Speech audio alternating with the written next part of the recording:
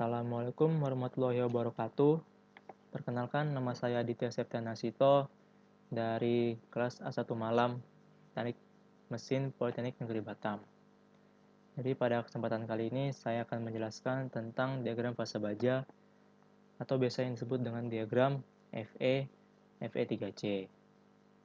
Jadi sebelum saya menjelaskan tentang diagramnya, terlebih dahulu saya akan menjelaskan tentang definisi serta manfaatnya dari diagram fase baja ini. Untuk definisinya sendiri, diagram fase baja adalah diagram yang menggambarkan fasa-fasa pada temperatur dan komposisi Fe dan Fe3C tertentu pada tekanan 1 atmosfer. Dan di arti fasa sendiri itu memiliki arti yaitu susunan struktur yang memiliki sifat homogen. Nah, sifat homogen di sini yaitu adalah suatu bahan atau sistem yang memiliki sifat yang sama di setiap titik. Atau bisa disebut juga dengan campuran yang memiliki komposisi seragam dan tidak dapat dibedakan. Lalu, manfaat dari mempelajari diagram ini, kita tuh dapat manfaatnya yaitu kita dapat mengetahui struktur mikro yang terbentuk serta sifat paduan FEC pada komposisi C dan temperatur tertentu.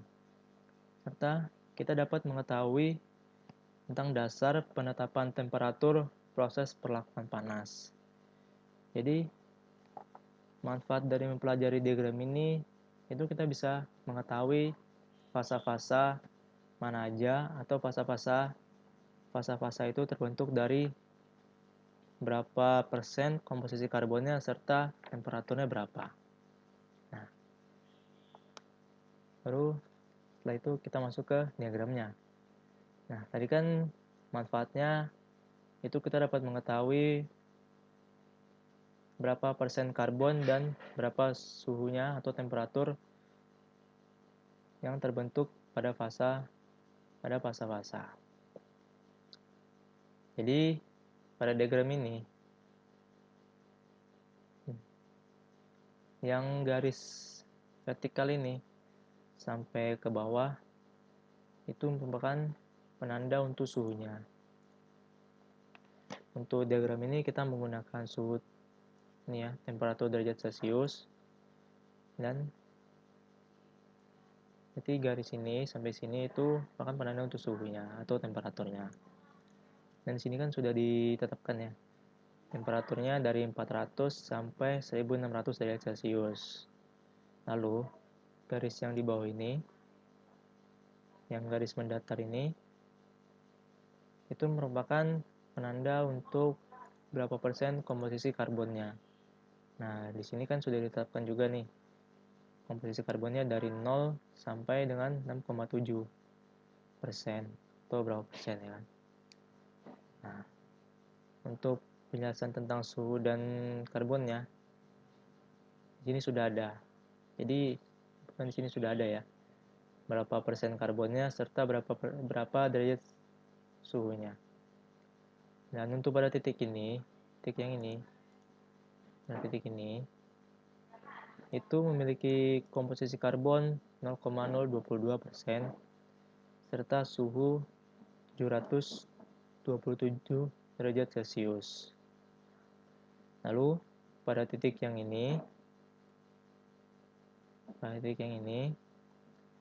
itu memiliki komposisi karbon 4,30% dan memiliki suhu 1147 derajat Celcius.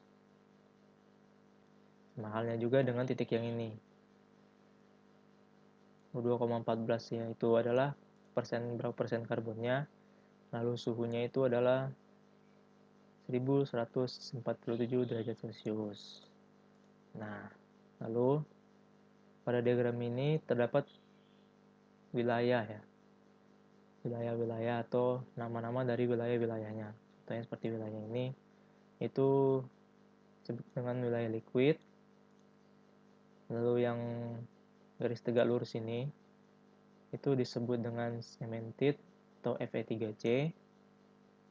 Lalu yang ini disebut dengan wilayah austenit atau gamma, dan yang segitiga kecil ini, yang ini, itu adalah delta Iran. Lalu yang segitiga kecil ini juga, itu adalah alfa atau ferit.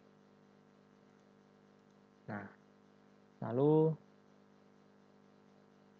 terus fasa-fasa yang terbentuk tuh apa aja sih? Nah, di sini kan udah ada nih fasa Y ditambah L. Nah, itu gimana sih dia kok bisa terbentuk menjadi Y tambah L, Y ditambah Fe3C, atau alfa ditambah Fe3C. Jadi caranya itu ialah kita tinggal tarik garis lurus saja ke kiri dan ke kanan. Nah, contohnya di titik ini ya. Ini kita tinggal tarik garis lurus nih ke kiri.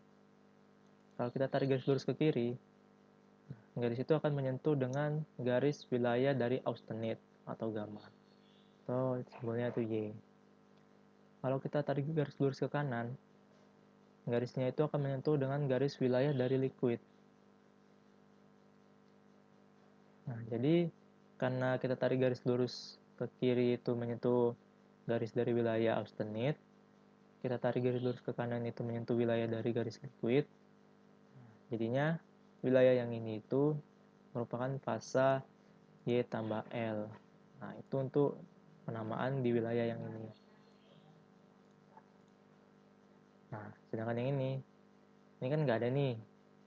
Nggak ada yang kayak gini kan. Ada namanya gini. Nah, ini sama halnya dengan yang ini. Sama caranya. Kita tinggal tarik garis lurus saja. Nah, di titik ini, tarik garis ke sini, itu kan menyentuh garis wilayah liquid. Nah, kalau kita tarik garis lurus ke kanan, itu kita menyentuh garis wilayah cemented atau Fe3C. Jadinya nama wilayah ini adalah liquid ditambah Fe3C. Itu merupakan nama untuk fasa di wilayah sini. Sama juga dengan yang ini, Y ditambah Fe3C, alfa ditambah Fe3C. Jadi caranya itu sama, yaitu dengan mentarik garis lurusnya. Dengan mentarik garis lurus dari kiri, dari tengah ke kiri, dari sini ke kanan. Itu kita tinggal tarik garis lurus. Jadi garis lurus, misalnya kita tarik garis lurus ke kiri, dan itu menyentuh garis wilayah dari austenit. Nah, kita tarik garis lurus ke kanan, itu menyentuh garis wilayah cemented atau Fe3C. Nah, jadi dikarenakan kita tarik garis lurus ke kiri itu menyentuh austenit, kita tarik ke kanan itu menyentuh cemented atau Fe3C. Jadinya pada fasa ini atau wilayah pada fasa ini itu disebut dengan Y ditambah Fe3C. Nah, jadilah seperti ini. Nah, jadi seperti itu terbentuknya Y ditambah Fe3C, alfa ditambah Fe3C, Y ditambah L.